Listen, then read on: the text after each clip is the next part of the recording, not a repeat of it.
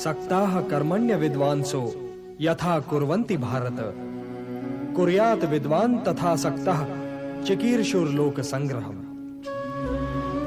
हे भारत, कर्म तो अज्ञानी भी करते हैं, परंतु केवल अपने निहित स्वार्थ की दृष्टि से।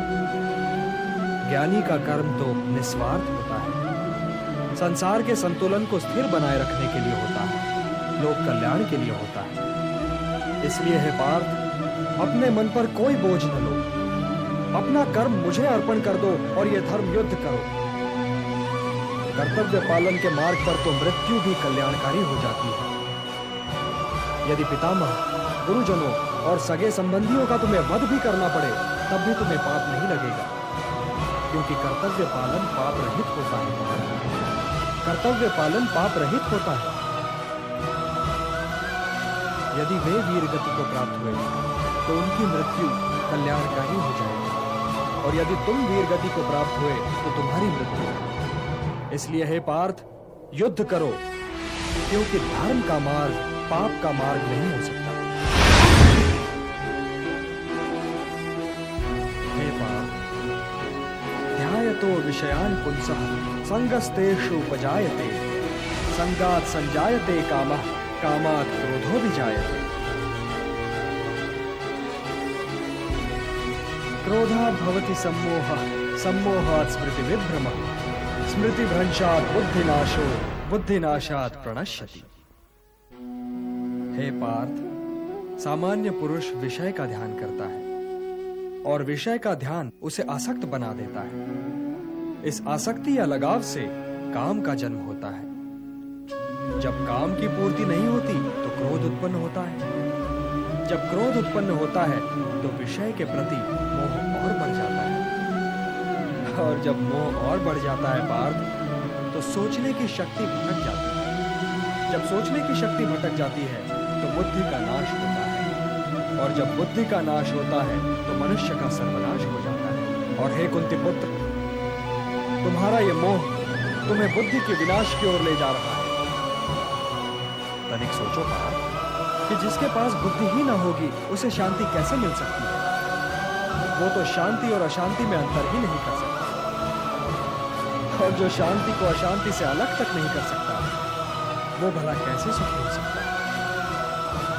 हे पार्थ, जैसे पवन के झोंके नाव को भटका देते हैं, वैसे ही कामनाएं बुद्धि को भटका देती हैं।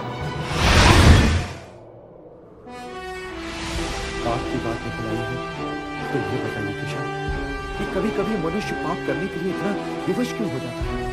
उसे कौन विवश करता है? उसे विवश करती है उसकी वासना, उसे विवश करता है उसका निहित स्वार्थ, उससे पाप करवाता है उसका क्रोध, उसका मोह। इन शत्रुओं को पहचानो पार्थ। जैसे धुआं अग्नि को ढक देता है, या धूल दर्पण को, या झिल्ली गर्भ को, वैसे ही ज्ञान को ढक देते हैं काम, मोह और वासना। आवृतम ज्ञानमेतेन ज्ञानिनो नित्य वैरिणा, काम रूपेण कौन्तेय दुष्पूरेण नलेन च। काम और मोह की अग्नि ज्ञान को नष्ट कर देती है, और इसीलिए ज्ञानी की वैरी है। हे कौन्तेय, अग्नि को स्वच्छ बनाओ, दर्पण को परिशुद्ध करो, और अपनी इंद्रियों को सौम्य बनाकर ज्ञान और विवेक के नाशकों का वध करो। किंतु हे केशव, धर्म की हानि होती ही क्यों? धर्म की हानि इसलिए होती है पार्थ, कि मनुष्य मोह के बंधन को नहीं तोड़ पाता, कि वो अपने स्वयं से नाता तोड़कर समाज से नाता नहीं जोड़ता। हे पार्थ, यदि ऐसा न हुआ होता तो लाक्षागृह दुर्घटना न हुई होती, द्रौपदी वस्त्रहरण न हुआ होता, और कौरव और पांडव सेनाएं यूं आज एक दूसरे के सामने नहीं खड़ी होती।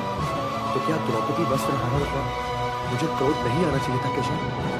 ये निर्णय तो स्वयं तुम्हें लेना है पार्थ, किंतु द्रौपदी वस्त्रहरण केवल तुम्हारी व्यक्तिगत समस्या नहीं है पार्थ। जो समाज इंद्रप्रस्थ की पटरानी महाराज द्रुपद की पुत्री और पांडवों की पत्नी द्रौपदी के वस्त्रहरण पर चुप रह गया, वो समाज भला किसी साधारण नारी के मान सम्मान की क्या रक्षा करेगा? द्रौपदी वस्त्रहरण एक सामाजिक समस्या है पार्थ, एक सामाजिक समस्या है। और यह तुम्हारा कर्तव्य है कि तुम उन शक्तियों को नष्ट करने के लिए युद्ध करो जो किसी द्रौपदी का वस्त्रहरण कर सकती हैं। ये शक्तियां समाज की शत्रु हैं पार्थ, और जो महापुरुष इस युद्ध में उन शक्तियों के पक्ष में हैं, उनके पक्ष में युद्ध करने आए हैं, उनसे युद्ध करने में भी संकोच न करो। अपने व्यक्तिगत क्रोध और व्यक्तिगत मोह के बंधनों से मुक्त होकर लोक कल्याण के लिए युद्ध करो पार्थ, यही तुम्हारा परम कर्तव्य है। हे पार्थ, तुम तो मेरे भक्त भी हो और मेरे मित्र, इसलिए मैं तुम्हें वो योग बताने जा रहा हूं जो बहुत समय से लुप्त है। परंतु सृष्टि के आरंभ में इसे मैंने ही सूर्य को दिया था, और सूर्य से ये मनु को मिला, और मनु से एक श्वाकु तक पहुंचा। सूर्य को दिया था? आपने ये योग सूर्य को दिया था? परंतु हे केशव,